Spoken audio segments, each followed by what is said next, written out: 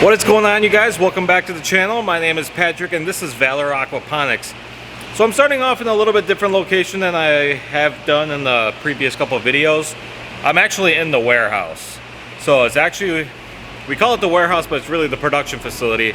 We have some big news to share, and that's why it's kind of loud in here. So let me end this intro and let's get started.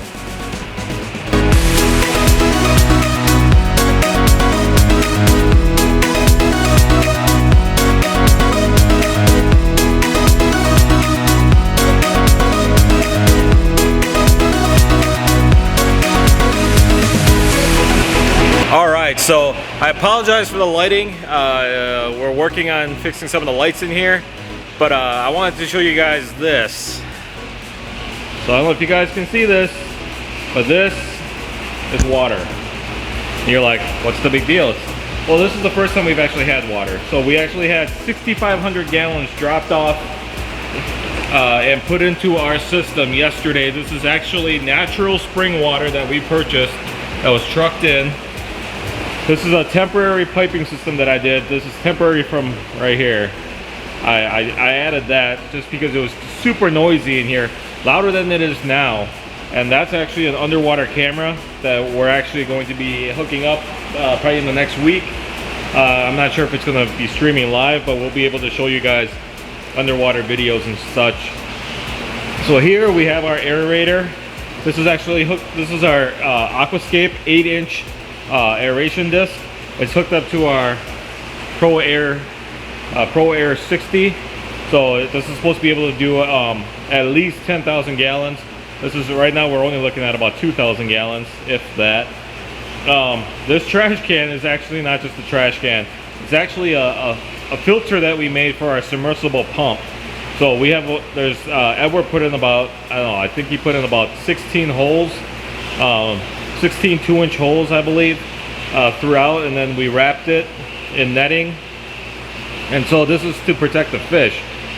This pump has so much suction on it that we don't want the fish to get sucked in and then they would basically get slaughtered. So we sealed it up with that. It was a kind of a design that I came up with in a 5-gallon bucket, and Edward just kind of came up with that on a larger scale. So he did a really great job on that. So we're actually pumping the water and we're actually going into our solids tank. You're not going to see any solids in here because there's nothing really going on. But from here it's overflowing into our mineralization tank, which is staying at half full, which is perfect. We had to take our media balls out, our bio balls, because one of the bags ripped, as you can see, and it actually ended up clogging the hole down there. And actually it's crazy because we actually have netting down there, but it actually was able to squeeze by the netting. And then we have our pump set up here. Don't mind the standing water. We had some issues. I actually had to unplug that yesterday, so I let a couple gallons get through. So all the beds are actually filled with water. You can actually see the aerators. So we have the regular pond discs, Aquascape pond discs in here, hooked up to a Pro Air 60. The Pro Air 60 is actually hooked up on the back side here. Don't mind the mess over here. We're finishing up construction.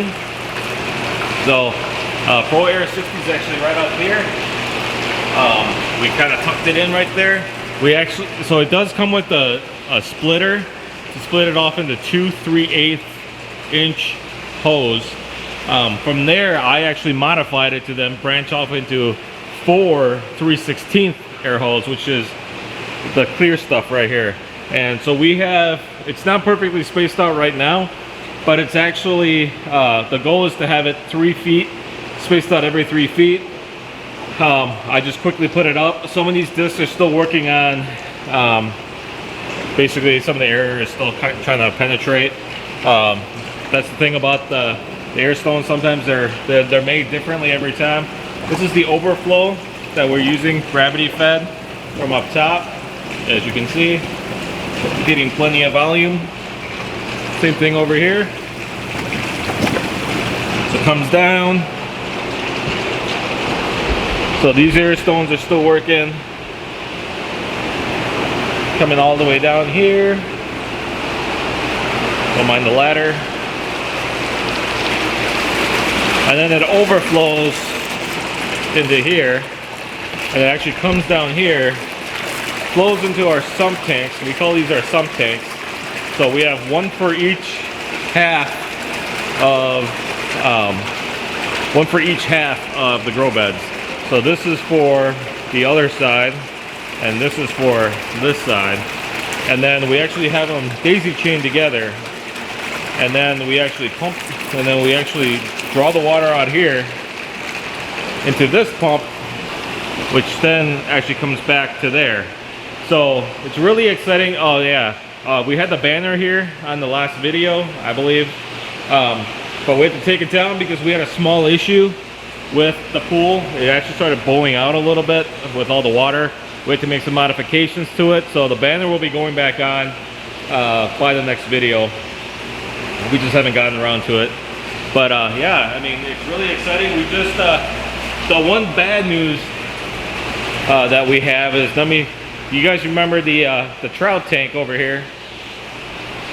So here's the bucket that I made. So the pump is actually in there, and that water actually goes into the chiller, comes back out into here. And I created this bucket because we actually ended up having a lot of fish get stuck in the netting, and then basically we were like pumping disgusting water. Well, one thing that happened, one catastrophic thing that happened, is you guys will see there are no trout in here.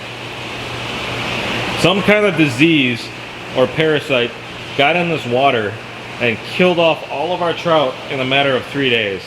We don't know what happened. It was insane. Everything that we tried didn't work. We tried doing multiple water changes. We cleaned the tank. We added parasite medication. We added bacterial medication. We did everything that we could possibly think of, and nothing helped. They all ended up dying, 100% mortality. So that is the downside. No, it really sucks to lose all that fish. But the good news is we have more fish coming. And this time we're getting them from a different supplier. And they're actually coming bigger. So Edward's my business partner, as you guys know. He actually has about 300 trout at his house that he's been growing for a couple months. And they're anywhere between 3 to 5 inches. So he's going to be bringing them over here in the next couple of weeks. We're also ordering 300 6-inch trout from a local hatchery. So we should be getting those in the next couple of weeks as well. So we're going to fill this up probably about another foot to 18 inches. That's the maximum amount of water we're going to go, mainly because we don't need that much more water than that for the amount of fish that we have. And also we're a little bit worried about the structural integrity. So inside, like I said before, inside this is 1-inch galvanized steel tube, then framed out with wood. And the pressure of this water was actually blowing out the steel. So I've never seen that before. So that's a tremendous amount of pressure. So we did stabilize it. However, we were originally going to go up to here. We're now just going to go to about here. And that's still plenty of water. And we did this versus buying a pool because at the time, pools were not available due to the pandemic. So the pools that we wanted to get, they were either out of stock or they were like $3,000 when they were normally like $600–700. They're just coming back into stock now. However, now we don't want to tear this down. I mean, we've spent a lot of time, especially like building the deck, which is, we love this deck. So these extension cords will be gone by probably next week. We're just doing a temporary thing. But we love this deck because we can go all the way around this pool. It's fantastic. So it's going to be great for the guests. We did take the light, we did turn the light off up here. This one right, I don't know where we're at here. Right here.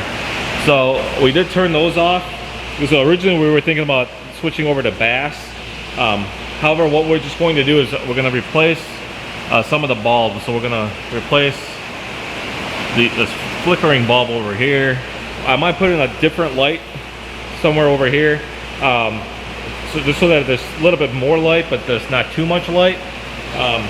but you know, we'll still have the underwater camera to be able to see under here and see how the fish are doing. So it's really exciting that we're finally up and running.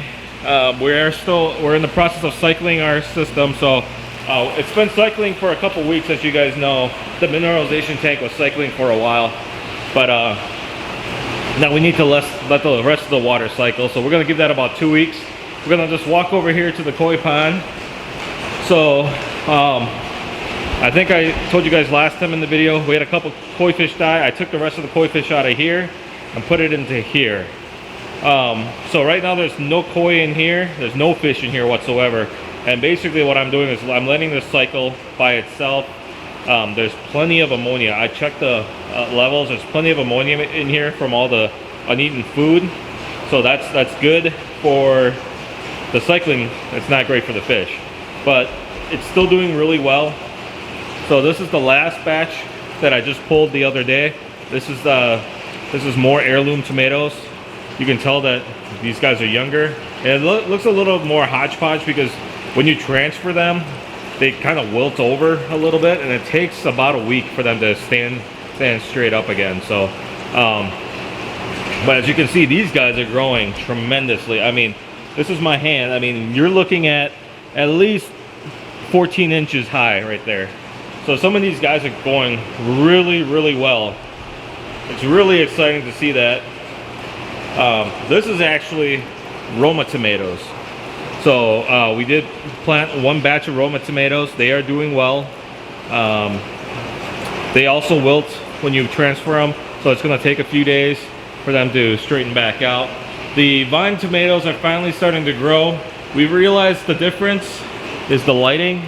These lights are lower, these lights are higher. I'm guessing if we had the lights lower, these probably would be 2 feet high by now. So I'm working on lowering some of these lights down, but as you can see in the front where they get a lot of sunlight, they're actually over a foot tall now. So I actually have to finish the trellis netting. I said that last week.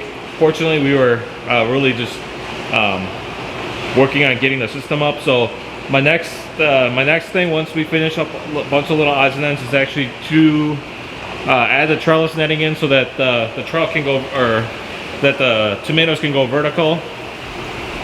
I'm gonna walk you through the office. It's mostly clean. Here's the aquarium. I did a water change, and you would never know because that tannin is still leaching. Kind of stinks. It's gonna be dark in here. So we're still once again organizing, but yeah, once again still haven't changed the top. It once again hasn't been a priority.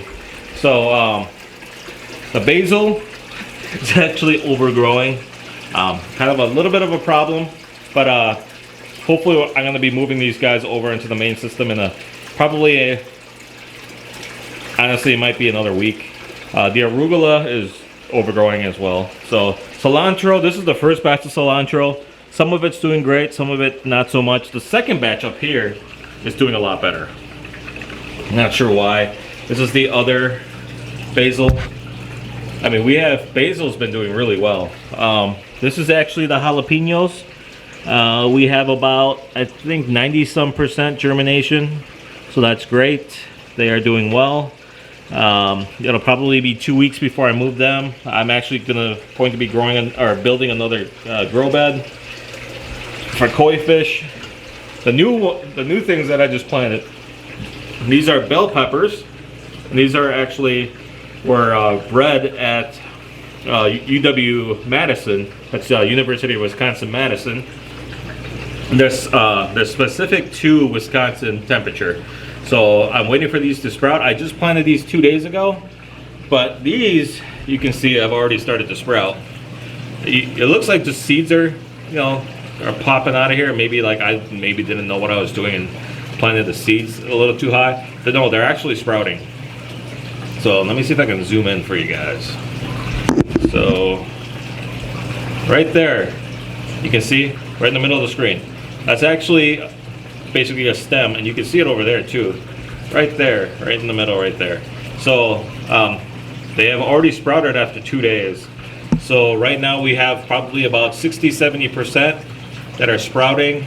I can see some other ones in the holes that are just starting to. So we're hopefully going to have a really nice batch of cucumbers here.